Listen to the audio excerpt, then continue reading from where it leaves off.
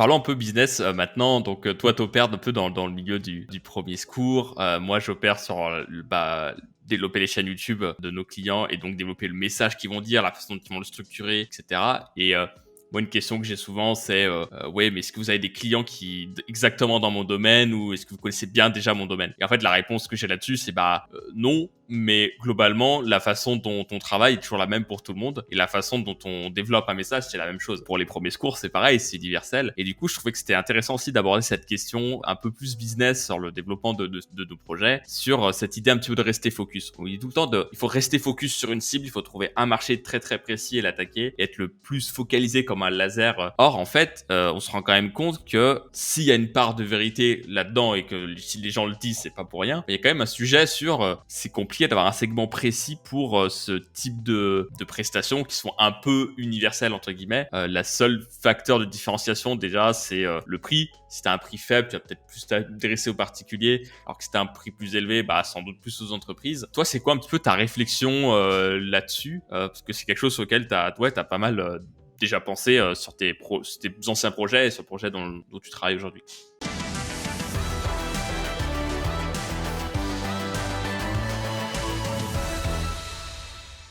C'est vraiment une énorme question et très complexe. Le piège en fait le piège de la vidéo interactive, de la formation premier secours santé par vidéo interactive, il est lié à son atout. En fait, c'est que c'est quelque chose de très novateur qui pour l'instant n'existe quasiment pas, qui répond vraiment à un besoin en matière de premier secours, mais également pour les professionnels. Et le problème, c'est que à chaque fois que j'échange avec un secteur particulier, que ce soit les pompiers ou le SAMU ou autre, à chaque fois on a des cas d'usage qui arrivent, on a ah oui, ce serait super de faire tel ou tel truc, et ça monte en termes de champ des possibles, et ça monte un peu, potentiellement un peu trop si on laisse dériver. Donc il faut faire attention à ça. J'ai résolu provisoirement une partie de la question en considérant déjà que justement on fait de la formation par vidéo interactive et que c'est ça notre mission. Partant de là, on peut toucher différentes thématiques tant qu'on reste dans ce domaine-là. En disant ça, on n'a pas répondu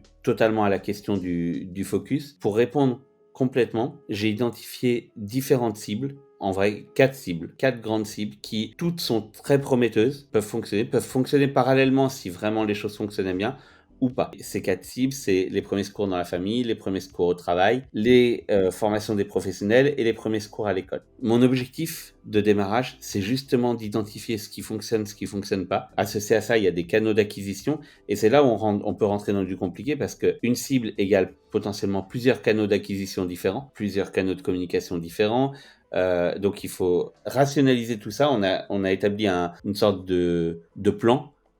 Et notre idée, c'est de tester les hypothèses. J'ai du mal avec l'idée de me dire, justement, on doit faire le laser, mais au pif en fait. Peut-être que des grands du marketing me contrediraient, probablement, mais voilà, ça c'est juste mon intuition. Je ne vois pas comment, sans réponse du marché, je peux décider que c'est les premiers secours au travail qu'il faut que je fasse et qu'il faut que je cible les entreprises de 50 à 300 personnes parce que c'est celle-là. Non, j'en sais rien. J'ai différents types d'offres. Oui, j'ai des cibles évidemment, hein, mais je sais pas à laquelle va répondre en fait. Il faut que je sache quelle est la meilleure cible pour justement se concentrer là-dessus. Et puis c'est du test, et après c'est une façon après de prioriser. Moi je me rappelle que quand on a lancé notre offre, je pensais pas du tout qu'on signerait des indépendants. Je pense que les 2 premiers clients qu'on a signés, c'était des indépendants. Enfin, pour moi, je pensais pas qu'un indépendant pouvait mettre le montant qu'on proposait pour les accompagner tous les mois. Et c'était assez une surprise. Et finalement, c'est le marché qui nous éduque. Mais la question après, c'est d'aller le plus vite possible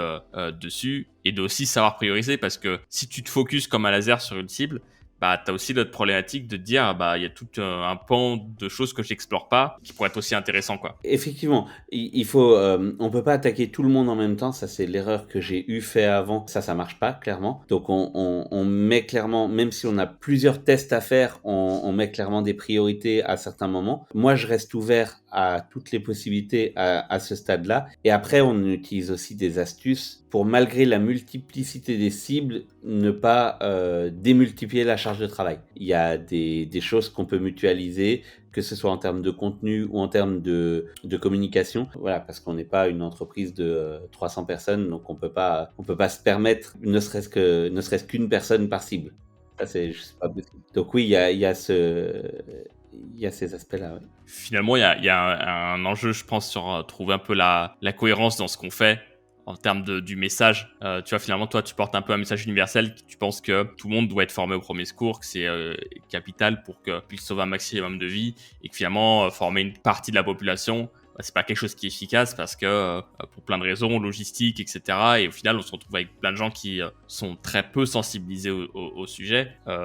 Nous, dans notre registre aussi, c'est un peu pareil. C'est-à-dire qu'on a des messages un peu universels du genre, si tu veux créer des contenus d'experts, tu peux pas les déléguer à quelqu'un et dire vas-y, écris-moi 10 articles sur mon expertise, et finalement tu le briefes un petit peu, mais voilà. Nous, on prend le parti que pour faire les vidéos avec quelqu'un qui connaît vraiment, qui connaît vraiment son métier, il faut le faire ensemble. Donc il faut écrire la vidéo ensemble, il faut se mettre ensemble sur un Zoom et qu'on commence à discuter, à développer le sujet, etc. Comment est-ce que tu fais, toi, pour trouver un peu une cohérence dans ton message d'une manière générale, parce que tu vas t'adresser en fonction de différentes cibles, mais j'imagine que tu as quand même un fil rouge et un parti pris. Le fil rouge, c'est effectivement de former massivement la population aux gestes de premier secours. Ça, c'est clair. La mission qu'on s'est donnée, on voit déjà qu'il y a l'orientation plus premier secours que professionnel, c'est de former 1 million de personnes à horizon fin 2022 pour sauver 10 000 vies chaque année. C'est ambitieux, faisable, mais voilà, c'est vraiment quelque chose qui nous semble important et qui nous permet de guider l'ensemble, c'est-à-dire que qu'on soit au niveau de la famille, au niveau du travail ou au niveau même des écoles, on est dans la même logique en fait. C'est juste qu'on touche pas la même population au même moment, mais on est dans la même logique en termes de message. Donc là, de ce côté-là, il n'y a pas de problème de message. Après, je voulais rebondir sur ce que tu disais, tu étais surpris enfin, tu n'avais pas anticipé que tu allais avoir des indépendants en termes de clients, et ils sont arrivés. Ça, c'est top, et c'est pour ça, je pense qu'au début, il faut être assez ouvert sur ce qui peut arriver.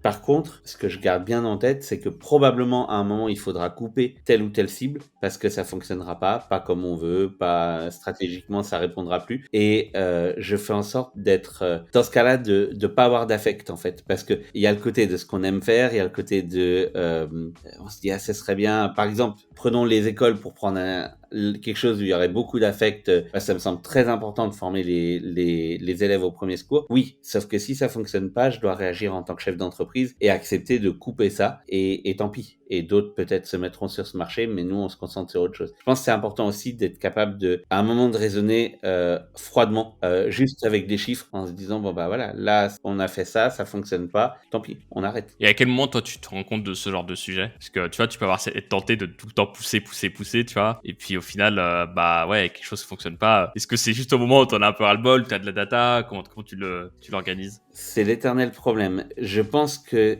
justement, dans mes précédents projets, j'ai fait l'erreur de pas donner de limite en fait, de pas donner de temporalité. Ouais, de critères d'efficacité, que ce soit en termes de temps, et balisé dans le qu'est-ce qu'on veut atteindre. Est-ce qu'on veut atteindre un seuil de chiffre d'affaires? Est-ce qu'on veut atteindre un nombre de clients, une visibilité, peu importe, mais une valeur. Et c'est là où je pense qu'il faut analyser froidement, mathématiquement, donc il faut des données. Il y en a qui sont champions pour dire qu'il faut des données, mais je pense qu'ils ont raison, clairement. Parce que sinon, on est trop à l'affect. Et en plus, selon notre humeur du moment, on peut avoir des choix radicalement différents. T'es bien, ça s'est bien passé, tu vas être beaucoup plus indulgent sur un truc qui se passe moyen, ça se passe mal, t'es de mauvaise humeur et tu vas pas tolérer. Ça n'a pas de sens pour piloter une entreprise. Et là, par exemple, pour le test qu'on débute en ce moment d'acquisition client, j'ai fixé un seuil de réussite, en fait une fourchette avec un seuil minimal en dessous duquel pour moi c'est vraiment un échec, un seuil haut.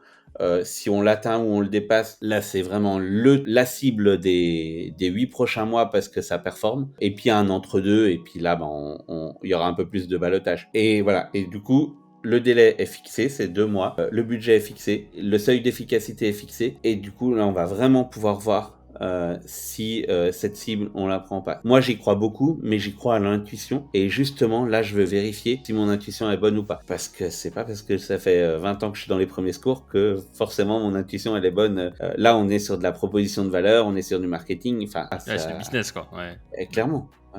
Peut-être qu'on tombe pas au bon moment, peut-être qu'on tombe pas avec la bonne proposition. On a différents choix après. C'est pour ça que quand je dis si le seuil minimal n'est pas atteint, pour moi, ça élimine d'office la cible. Je vais à ce point-là. Si on est entre deux, ça veut dire qu'on a sûrement plein d'ajustements à faire, mais qu'il faut continuer là-dedans. Je m'attends à ce qu'on soit là-dedans. Je m'attends à ce qu'on soit dans le entre-deux, justement, qu'il faille ajuster, ce qui est normal. On peut pas tomber parfaitement du premier coup. Ok, très clair. Merci beaucoup, David. En tout cas, on mettra un peu toutes les informations vers iSaved et puis ton profil aussi LinkedIn dans la description de la vidéo. Comme ça, si des gens veulent prendre contact avec toi, je pense qu'ils pourront le faire par cet intermédiaire. Top. Merci à toi, Sébastien.